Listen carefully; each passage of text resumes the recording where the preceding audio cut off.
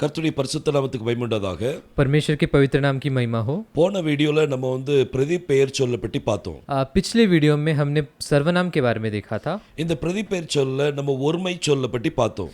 ये सर्वनाम में हमने एक वचन के बारे में देखा था। அதனுடைய எக்ஸாம்பிள்ஸ் நம்ம பார்க்கலாம். अब उसके एग्जाम्पल्स को हम देखेंगे। பாருங்க, ஃபர்ஸ்ட் பர்சன் வரும்போது तो जब पहला व्यक्ति जब आता है அத அனி அப்படினு சொல்லலாம், उसे अनी कह सकते हैं, அல்லது அனோக்கி அப்படினு சொல்லலாம். नहीं तो अनोखी कह सकते हैं। சோ ரெண்டுமே நீங்க யூஸ் பண்ணிடலாம். ये दोनों भी आप यूज कर सकते हैं। இது ஆண்பாலா இருந்தாலும் பெண்பாலா இருந்தாலும், ये अगर स्त्रीलिंग रहा या पुल्लिंग रहा तो भी அதுக்கு நீங்க ஒரே வார்த்தை யூஸ் பண்ணலாம். நீங்க उनके लिए आप एक ही शब्द यूज कर सकते हैं। ஆண்பாலுக்கு தனியா பெண்பாலுக்கு தனியா அப்படி கிடையாது. पुल्लिंग के लिए अलग, स्त्रीलिंग के लिए अलग, ऐसा नहीं है। சோ ஒருமை சொல்ல तो एक वचन में அந்த ஃபர்ஸ்ட் பர்சன் வரும்போது, तो जब पहला व्यक्ति आता है அதுல அனி அல்லது அனோக்கி அப்படினு சொல்லலாம். तो उसमें अनी नहीं तो अनोखी कहना है। இப்போ அதுல ஒரு சில எக்ஸாம்பிள்ஸ் நம்ம பார்க்கலாம். तो अभी उसके कुछ उदाहरण देखेंगे। இப்போ I am a shepherd அப்படினு சொல்லணும்.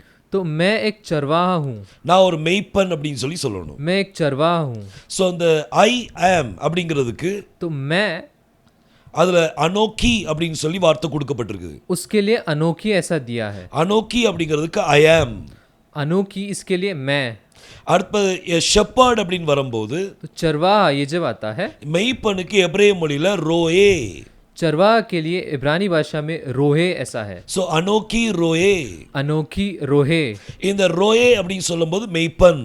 तो ये रोए जब हम कहते हैं वो चरवाहों को दर्शाता है। இது முதல் எக்ஸாம்பிள். तो ये पहला उदाहरण है। இரண்டாவது எக்ஸாம்பிள் பார்க்கலாம். दूसरा उदाहरण देखेंगे। பாருங்க, முதல் எழுத்து பாருங்க, அனோக்கி, अनोखी, ஹாயிஷ். हाइश। அனோக்கி அப்படினா என்னது? अनोखी का क्या अर्थ है? I am. मैं। ஹா அப்படினா हा का अर्थ है த அப்படினு சொல்லி அர்த்தம். अंग्रेजी में द। அந்த இஷ் அப்படினு சொல்றது इश जो कहते हैं மனிதன். व्यक्ति। So I am the man அப்படினு சொல்றதுக்கு, तो मैं व्यक्ति हूँ ऐसा कहने के लिए நம்ம ஹீப்ருல எப்படி சொல்வீங்க? आप इब्रानी भाषा में कैसे कहेंगे? அனோக்கி ஹாயிஷ். अनोखी हाइश। சோ இது ஆண்பால்ல சொல்லக்கூடிய ஒரு காரியம். तो ये पुल्लिंग में बोलने का कार्य है। இந்த மாதிரி நீங்க ஃபர்ஸ்ட் பர்சன் வரும்போது, इस तरह आप जब पहला व्यक्ति आता है அப்ப நீங்க இந்த மாதிரி எக்ஸாம்பிள்ஸ் நீங்க யூஸ் பண்ணலாம். तो ऐसे उदाहरण आप यूज कर सकते हैं। நீங்க அனின்னு சொல்லலாம், आप अनी कह सकते हैं, அனோக்கி அப்படினு சொல்லலாம். अनोखी भी कह सकते हैं। இப்போ நம்ம செகண்ட் பர்சனை பற்றி நம்ம பார்க்கலாம். अब हम दूसरे व्यक्ति के बारे में ऐसा देखेंगे। இந்த செகண்ட் பர்சன்ல வரும்போது, तो दूसरे व्यक्ति में जब आता है, ஆண்பாலுக்கு என்ன சொல்வீங்க? पुल्लिंग के लिए कैसा बोलते हैं? அத்தா அப்படினு சொல்வீங்க. अता कहते हैं। ஆனா பெண்பாலுக்கு அத். पर स्त्रीलिंग के लिए अत। இதுல ஏற்கனவே டிஃபரன்ஸ் நான் சொன்னேன். इसमें पहले ही मैंने डिफरेंस बता दिया है। இப்போ அடுத்து நம்ம எக்ஸாம்பிள்ஸ் நம்ம பார்க்கலாம். अब कुछ एग्जाम्पल्स देखते हैं। இதுல ஆண்பால்ல 3 எக்ஸாம்பிள் நம்ம பார்க்க போறோம். इसमें पुल्लिंग में 3 एग्जाम्पल देखेंगे। பாருங்க, முதலாவது எக்ஸாம்பிள் பார்க்கலாம். पहले उदाहरण को देखते हैं। அத்தா பெனி. अता बेनी, அப்படினா அதுக்கு அர்த்தம் என்ன? इसका क्या अर्थ है? அத்தா அப்படினா என்னது? अता का क्या अर्थ है? யூ அப்படினு சொல்லி அர்த்தம். तुम। நீ அப்படினு சொல்லி அர்த்தம். तुम। பென் அப்படினா बेन का अर्थ है மகன். बेटा।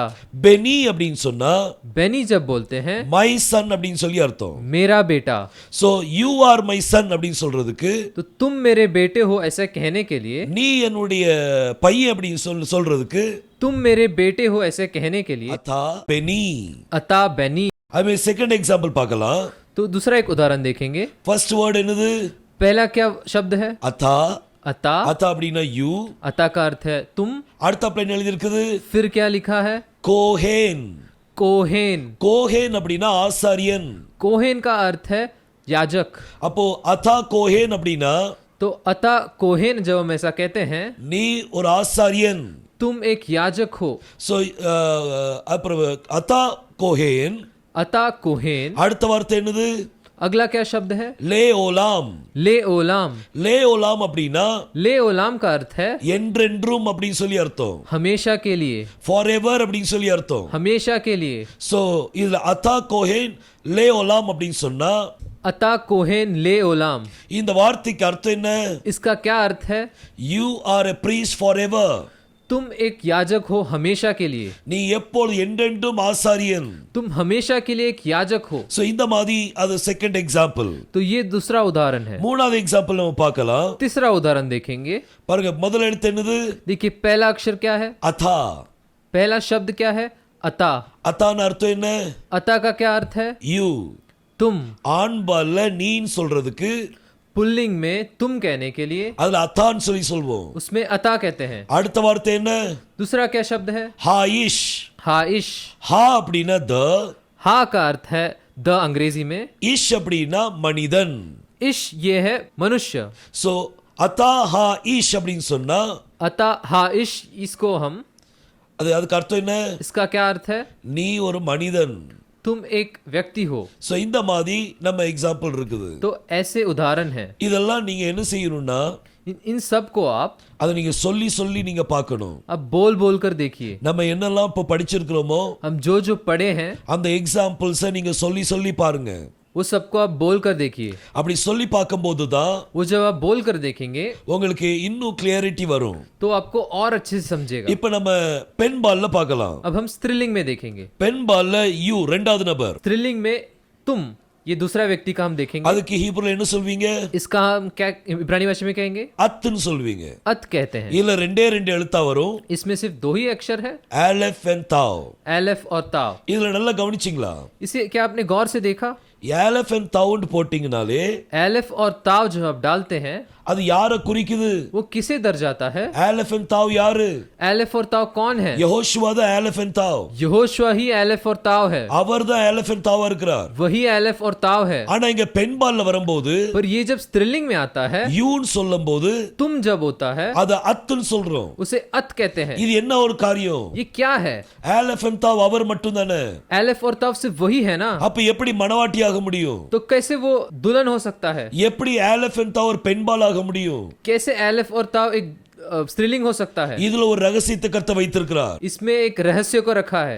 இத நீங்க பாத்தீங்க அப்படின்னா इसमें आप देखेंगे மனவாட்டி அவரை போல மாறணும். दुल्हन उसके जैसा बनना है। அவர் எப்படி இருக்கிறார்? वो कैसे हैं? அலெஃப் அண்ட் தாவ் இருக்கிறார். वो एलेफ और ताव हैं। அப்ப மனவாட்டி எப்படி மாறணும்? तो दुल्हन कैसा बनना है? அவரை போல மாறணும். उनके जैसा बनना है। சோ அந்த யூன்னு சொல்லும்போது तो इसमें जब तुम ऐसा आता है, அத் அப்படிங்கிற வார்த்தை வருது. अत ऐसा आता है। அத் அப்படின்னா अत का अर्थ है அது பெண் பால்ல யூ. वो स्त्रीलिंग में यू। இப்போ ஒரு சில எக்ஸாம்பிள் நம்ம பார்க்கலாம். अब कुछ उदाहरण को देखते हैं। எக்ஸாம்பிள் 1 பார்க்கலாம். पहले उदाहरण को देखते हैं। அதுல முதல் எழுத்து என்னது? उसमें पहला शब्द क्या है? அத். अत। இரண்டாவது எழுத்து என்னது? दूसरा शब्द क्या है? பாருக். बारुक। பாருக் அப்படின்னு சொல்றது बारुक जब हम कहते हैं blessed, आशीष, ஆசீர்வதிக்கப்பட்டவள். आशीष। அத் பாருக் அப்படின்னு சொன்னா अत बारुक जब हम कहते हैं நீ ஆசீர்வதிக்கப்பட்டவள். तुम आशीष पाए हुए हो, You are blessed. तुम आशीष पाए हुए हो। சோ இது வந்து அத் பாருக். तो ये है अत बारुक। இது சொல்லி சொல்லி பாருங்க. इसे बोल बोल कर देखिए। மத்தவங்கிட்ட நீங்க பேசும்போது அதை யூஸ் பண்ணுங்க. जब दूसरों से बात करते हो इसे प्रयोग में लाइए, ஏன்னா உங்களை சுத்தி எபிரேய ஜனங்கள் இல்ல. क्योंकि आपके आजू बाजू में इब्रानी लोग नहीं हैं। உங்க கூட பேசுவதற்கு आपके साथ बात करने के लिए ஹீப்ரு பீப்புள் கிடையாது. कोई इब्रानी लोग नहीं है। நீங்க தனியா தான் இருக்கிறீங்க. आप अलग ही हो। அதனால நம்ம மத்த ஜனங்கள்ட்ட பேசும்போது इसीलिए जब हम दूसरे लोगों के साथ बात करते हैं இந்த ஹீப்ரு வார்த்தையை பயன்படுத்துங்க. ये इब्रानी शब्द को उपयोग में लाइए। இப்போ செகண்ட் எக்ஸாம்பிள் பார்க்கலாம். अब दूसरे उदाहरण को देखते हैं। இதுல யூ ஆர் பியூட்டிஃபுல். इसमें तुम सुंदर हो। ஒரு ஸ்திரீ ஒரு சகோதரியை பார்த்து एक स्त्री को देखकर யூ ஆர் பியூட்டிஃபுல் அப்படின்னு சொல்லும்போது अगर आप कहेंगे तुम सुंदर हो, சோ யூங்கிறதுக்கு என்ன சொல்லணும்? तो यू के लिए क्या है? அத்னு சொல்லணும். अत कहना है। பியூட்டிஃபுல்க்கு सुंदर के लिए யஃபா. यफा। யஃபா அப்படின்னா பியூட்டிஃபுல். यफा का अर्थ है सुंदर। சோ அத் யஃபா அப்படின்னு சொல்லும்போது अत एफा जब हम कहते हैं யூ ஆர் பியூட்டிஃபுல். तुम सुंदर हो। இன்னைக்கு மனவாட்டி எப்படி இருக்கணும்? आज दुल्हन कैसा रहना है? பியூட்டிஃபுல்லா இருக்கணும். सुंदर रहना है। ஹalleluya.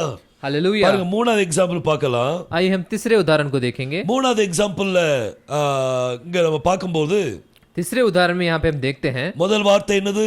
पहला शब्द क्या है? அத். अत। அப்ப இது பெண் பால்ல கொடுத்திருக்குது. तो ये स्त्रीलिंग में आता है, இரண்டாவது நபர். दूसरे व्यक्ति में। சோ அத் ஹா இஷா. अत हा इशा। சோ அத் ஹா இஷா அப்படின்னு சொன்னா अत हा इशा जब कहते हैं நீ வந்து ஒரு ஸ்திரீ அப்படின்னு சொல்லி அர்த்தம். तुम एक स्त्री हो। சோ அந்த இஷா அப்படின்னா அது ஸ்திரீயை குறிக்குது. तो ये जो ईशा है वो एक स्त्री को दर्शाता है. இஷ்ன்னு சொன்னா மனிதன், ईश बोलेंगे तो व्यक्ति, இஷா அப்படின்னு சொன்னா ஒரு ஸ்திரீ. ईशा बोलते हैं तो एक स्त्री. சோ இஷா, ईशा, இஷ் வந்து ஆண்பால், ईश जो है वो पुल्लिंग है, இஷா அப்படிங்கிறது பெண்பால். ईशा जो है वो स्त्रीलिंग है. சோ இந்த மாதிரி எக்ஸாம்பிள்ஸ். तो इस तरह उदाहरण है. சோ இஷா பற்றி நம்ம பார்த்துட்டோம். तो ईशा इसके बारे में हमने देख लिया है. இப்ப அடுத்தது நம்ம பார்க்க போறது अगला जो हम देखेंगे மூணாவது நபரை பற்றி பார்க்க போறோம். तीसरे व्यक्ति के बारे में देखेंगे. இரும்போது மூணாவது நபர் யாரு? इसमें तीसरा व्यक्ति कौन है? அவன் அவள், वो, ஆண்பால் பெண்பால். पुल्लिंग स्त्रीलिंग. ஒரு சகோதரனை பார்த்து சொல்லும்போது एक भाई को देख के बोलते समय அத ஹூன்னு சொல்வீங்க. उसे हु कहेंगे. ஆனா பெண்பாலை பார்த்து சொல்லும்போது पर जब एक बहन को देख के बोलेंगे तो அத ஹீன்னு சொல்வீங்க. उसमें ही कहेंगे. இந்த ரெண்டுக்குள்ள டிஃபரன்ஸ் பாருங்க. इस दोनों के डिफरेंस को देखिए. பாருங்க அந்த ஒரு சகோதரனை பார்த்து சொல்லும்போது जब एक भाई को देख के कहेंगे அத ஹூன்னு சொல்வீங்க. उसमें हु कहेंगे. அதுல எத்தனை எழுத்து இருக்குது? उसमें कितने अक्षर हैं? அதுல 3 எழுத்து இருக்குது. उसमें 3 अक्षर है. ஹே இருக்குது, हे है, வாவ் இருக்குது, वाव है, ஆலஃப் இருக்குது. एलफ है. இதுல இந்த ஹே and ஆலஃப் इसमें हे और ये जो एलफ है இது ஆண்பால் பெண்பால் ரெண்டுக்கும் சேம் தான். ये पुल्लिंग और स्त्रीलिंग दोनों के लिए सेम है. நடுவுல உள்ள எழுத்து மட்டும் தான் மாறும். बस बीच का अक्षर बदलेगा. पर பெண்பால்ல பார்க்கும்போது स्त्रीलिंग में देखते हैं அத ஹீன்னு சொல்வீங்க. उसे ही कहते हैं. அதுலயும் ஸ்டார்டிங்ல ஹே வருது, उसमें भी पहले हे आता है லாஸ்ட்ல ஆலஃப் வரும். और आखिरी में एलफ आता है. ரெண்டுல டிஃபரன்ஸ் என்ன? दोनों में डिफरेंस क्या है? ஆண்பால்ல வந்து வாவ் நடுவுல வரும், पुल्लिंग में वाव बीच में आता है, ஆனா பெண்பால்ல வந்து யோத் வரும். पर स्त्रीलिंग में योद बीच में आता இப்போ है. கொஞ்சம் டீகோடிங் பண்ணி பார்க்கலாம். अब थोड़ा डिकोडिंग करके देखते हैं. ஆண்பால் சொல்லும்போது அது வந்து மணவாளனை குறிக்குது. जब पुल्लिंग कहते हैं वो दुल्हा को दर्शाता है. பெண்பால சொல்லும்போது அது மணவாட்டியை குறிக்குது. स्त्रीलिंग में जब कहते हैं तो वो दुल्हन को दर्शाता है. இப்போ ஆண்பால் பெண்பால்ல நீங்க பாத்தீங்கன்னா अब पुल्लिंग और स्त्रीलिंग में जब हम देखते हैं இந்த ஆண்பால்ல तो ये पुल्लिंग में இந்த ஹேக்கும் ஆலஃப்க்கும் நடுவுல हे और एलफ के बीच में அங்க வாவ் இருக்குது. वहां पे वाव है. வாவ் வந்து என்னது? वाव क्या है? ஆணி. वो खिला है. சோ இந்த ஆண்பால் வரும்போது तो जब ये पुल्लिंग आता है அது ஒரு அது மணவாளனை குறிக்குது. वो दुल्हा को दर्शाता है. மணவாளன் ஆணியால் அடிக்கப்பட்டார். दुल्हा खिले से मारे गए. அதே மாதிரி பெண்பால் வரும்போது उसी तरह जब स्त्रीलिंग में आता है அங்க ரெண்டு எழுத்துக்கு நடுவுல वहाँ 2 अक्षर के बीच में அங்க யோத் இருக்குது. वहाँ योद है. யோதுன்னு அர்த்தம் என்ன? योद का क्या अर्थ है? கைன்னு சொல்லி அர்த்தம். हाथ ये अर्थ है. இந்த கை மணவாட்டி மத்தியில இறங்குது. ये हाथ ये दुल्हन के बीच में उतरता है. நீங்க ஏசாயா 59 அதிகாரம் अब ऐसाया 59वां अध्याय को देखेंगे तो அதுல 14 வசனத்தை பாத்தீங்கன்னா 14वें वर्ष को देखेंगे तो அதுல எழுதி இருக்குது, उसमें ऐसा लिखा है அவர் கரமே ரட்சிப்பாயிற்று. उनका हाथ ही उतरा था. சோ மணவாட்டியின் மத்தியில तो दुल्हन के बीच में மணவாட்டியை ரட்சிப்பதற்கு दुल्हन उद्धार पाने के लिए அவருடைய கரமே இறங்கிட்டு. उनका हाथ ही उतरा था. சோ மணவாளனுக்குள்ள ஆணி அடிக்கப்பட்டது, तो दूल्हा ये खिले मारे गए, மணவாட்டிக்குள்ள அவருடைய கரம் இறங்குது. दुल्हन के पास उनका हाथ उतरा. எவ்வளவு அருமை அந்த வார்த்தை இருக்கு பாத்தீங்களா? ये कितना अद्भुत ये शब्द है. இது கிராமர் தான். ये ग्रामर ही है. ஆனா அதுலயும் டீகோடிங் நீங்க கரெக்ட்டா பார்க்கலாம். पर उसके अंदर भी आप डिकोडिंग देख सकते हैं. இப்போ நம்ம ஒரு சில எக்ஸாம்பிள் பார்க்கலாம். अब हम और उदाहरण देखते हैं. ஆண்பால் வரும்போது जब पुल्लिंग आता है ஹூ அப்படின்னு சொல்லணும். हु कहना है. சோ இதனுடைய முதல் எக்ஸாம்பிள் பார்க்கலாம். इसके पहले उदाहरण को देखेंगे. பாருங்க முதல் எக்ஸாம்பிள் முதல் எழுத்து என்னது? तो पहला शब्द क्या है? ஹூ. हु. ஹூனா என்னது? हु क्या है? அவன், वो, அவர். वो. சோ அடுத்தது எலோஹிம். तो अगला है एलोहिम. எலோஹிம் அப்படிங்கிறது தேவனை குறிக்குது. एलोहिम ये परमेश्वर को दर्शाता है. சோ ஹூ எலோஹிம் அப்படினா who Elohim he is God. ये परमेश्वर है. அவர் தேவனா இருக்கிறார். वो परमेश्वर है. சோ ஹூ அப்படின்னு சொன்னா he, तो हु जब कहते हैं वो ही है. எலோஹிம் அது தேவனை குறிக்குது. एलोहिम वो परमेश्वर को दर्शाता है. ரெண்டாவது எக்ஸாம்பிள் பார்க்கலாம். तो दूसरे एग्जाम्पल को देखते हैं. பாருங்க இதுல முதல் எழுத்து என்னது? इसमें पहला अक्षर क्या है? அதுல ஹூ இருக்குது. हु है. ரெண்டாவது எழுத்து வந்து ஷோமேர். दूसरा शब्द है शोमेर. ஷோமேர் அப்படினா ப்ரொடெக்ட் பண்றது. शोमेर का अर्थ है संभालना. சோ ஹூ ஷோமேர் அப்படினா हु शोमेर का अर्थ है அவர் ப்ரொடெக்ட் பண்ணுகிறார். वो संभालता है. மூணாவது எழுத்து என்னது? तीसरा अक्षर क्या है? இஸ்ராயேல். इज़राइल. சோ ஹூ ஷோமேர் இஸ்ராயேல் அப்படினா हु शोमेर इज़राइल. அவர் இஸ்ரேலை பாதுகாக்கிறார். वो इज़राइल को संभालता है, He protects Israel. वो इज़राइल को संभालता है. So இந்த மாதிரி அந்த எழுத்து வரும். तो ऐसे वो शब्द आता है. அடுத்த மூணா எக்ஸாம்பிள் பார்க்கலாம். तीसरे उदाहरण को देखेंगे. முதல் வார்த்தை என்னது? पहला शब्द क्या है? Who. हु. இது ஆண்பால். ये पुल्लिंग है. அடுத்த எழுத்தை நீங்க பாத்தீங்கன்னா दूसरे शब्द को देखेंगे तो காதோஷ். खादोश. காதோஷ் அப்படின்னா holy, खादोश का अर्थ है पवित्र, பரிசுத்தம். पवित्र. சோ அவர் பரிசுத்தர் वो पवित्र है. அப்படின்னு சொல்றதுக்கு என்ன சொல்வீங்க? ऐसा बोलने के लिए कैसा कहेंगे? ஹூ காதோஷ். हु खादोश. அவர் காதோஷா இருக்கிறார். वो खादोश है. சோ இது வந்து ஆண்பாலை பற்றி நம்ம பார்த்தோம். तो ऐसा हम पुल्लिंग में देखे. இப்ப பெண்பால்ல வரும்போது अब जब स्त्रीलिंग में आता है எப்படி சொல்லணும்? कैसे कहेंगे? ஹீன்னு சொல்லணும். ही कहना है. ஆங்கிலத்துல ஷீன்னு சொல்றத जो अंग्रेजी में शी कहते हैं அதுக்கு எபிரேய மொழியில ஹீன்னு சொல்லணும். उसे इब्रानी भाषा में ही कहना है. இப்ப நம்ம எக்ஸாம்பிள் பார்க்கலாம். अब उदाहरण देखेंगे. முதல் வார்த்தை என்ன? पहला शब्द क्या है? ஹீ. ही. ஹீ அடுத்தது என்னது? ही उसके बाद क्या है? எஃபா. एफा. ஹீ எஃபா. ही एफा. அப்படின்னா அதுக்கு அர்த்தம் என்ன? उसका क्या अर्थ है? நம்ம ஏற்கனவே பார்த்தோம். हमने पहले ही देखा था. எஃபா அப்படின்னா பியூட்டிஃபுல், एफा का अर्थ है सुंदर, அழகு. सुंदर. அவள் அழகுள்ளவள், அவள் அழகுள்ளவள். वो सुंदर है. அதுக்கு ஹீப்ரு என்ன சொல்வீங்க? उसके लिए इब्रानी भाषा में कैसे कहेंगे? ஹீ எஃபா. ही एफा. அடுத்த செகண்ட் எக்ஸாம்பிள் பார்க்கலாம். दूसरे उदाहरण को देखेंगे. சோ முதல் எழுத்து என்னது? तो पहला शब्द क्या है? ஹீ. ही. அவள் பரிசுத்தமா இருக்கிறா. वो पवित्र है. சோ அது எப்படி சொல்வீங்க? उसे आप कैसे कहेंगे? இப்ப ஷீ வர்றதுனால அங்க என்ன வரணும்? यहाँ पे क्योंकि शी आ रहा है तो क्या आएगा उधर? அத ஹீன்னு சொல்லணும். उधर ही आएगा. அடுத்தது பரிசுத்தத்துக்கு और पवित्र के लिए காதோஷ்ங்கிறது ஆண்பால்ல வரும். खादोश ये पुल्लिंग में आता है. காதோஷாங்கிறது பெண்பால்ல வரும். खादोशा ये स्त्रीलिंग में आता है. சோ இது பெண்பாலா இருக்கிறதுனால तो क्योंकि ये स्त्रीलिंग है ஹோலிக்கு என்ன சொல்லணும்? पवित्र के लिए कैसा आएगा? காதோஷா. खादोशा. இப்ப மூணாவது எக்ஸாம்பிள் பார்க்கலாம். और एक तीसरे अभी उदाहरण को देखेंगे. இப்ப முதல் வார்த்தை என்ன? इसमें पहला शब्द क्या है? ஹீ. ही. ஹீனா என்னது? ही का क्या अर्थ है? ஆங்கிலத்துல ஷீ, अंग्रेजी में शी. அதாவது அவள். इसका वो. சோ இப்போ அவள் எப்படி இருக்கிறாள்? वो कैसी है? ஹீ ही. ஹாயிர். हाइर.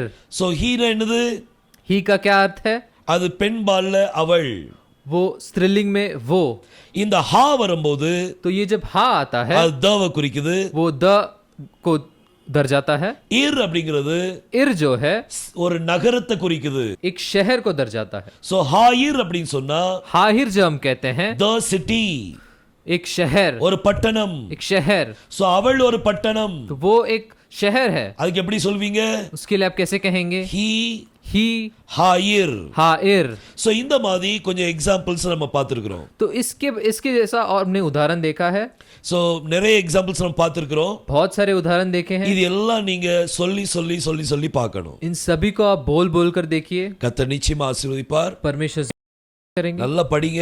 अच्छे से पढ़िए. நம்ம ஒண்ணு கூட மிஸ் பண்ண கூடாது. हम एक भी नहीं छोड़ना है. இந்த காலேஜ்ல படிக்கும்போது ये कॉलेज पढ़ते समय நீங்க ஃபுல்லா equipped ஆயிரணும். आप अच्छे से समझ के लेना है. கர்த்தர் உங்களை ஆசீர்வதிப்பாராக. परमेश्वर आपको आशीष करे. ஆமென். आमीन.